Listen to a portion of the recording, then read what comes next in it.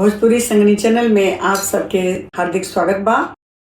पापा दुआरवा रे गेंदावा के फुलावा हो, गेंदावा फूलेला कचनार, गेंदावा फूलेला कचनार। चाचा दुआरवा रे गेंदावा के फुलावा हो, गेंदावा फूलेला कचनार, गेंदावा फूलेला कचनार। भैया दुआरवा रे गेंदावा के फुलावा हो, गेंदावा फूलेला कचनार, गेंदावा फूलेला कचनार।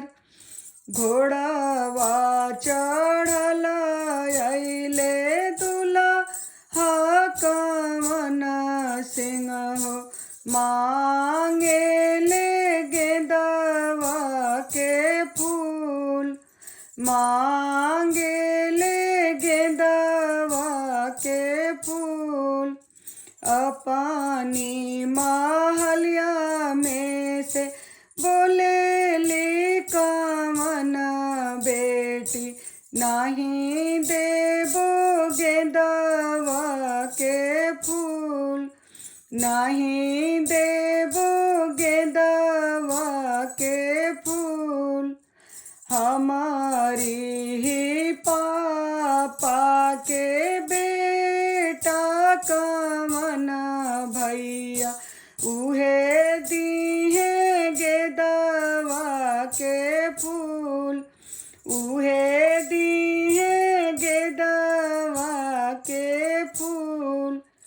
अपनी महलिया में से निकले ले कवन भैया, हम देबो गेंदावा के फूल, हम देबो गेंदावा के फूल। चांदा सूरज जैसन बहिनी हमार, गेंदावा के कैसन मोल।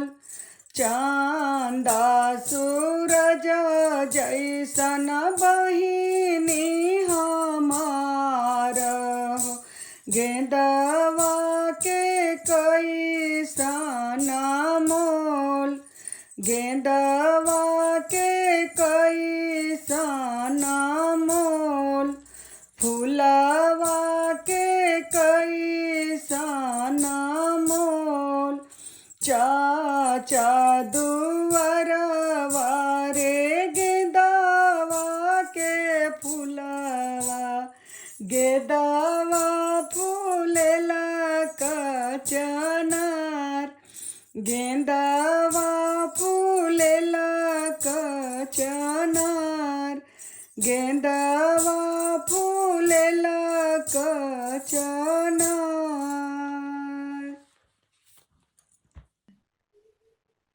आप सबके ई बियाह गीत कैसन लगल?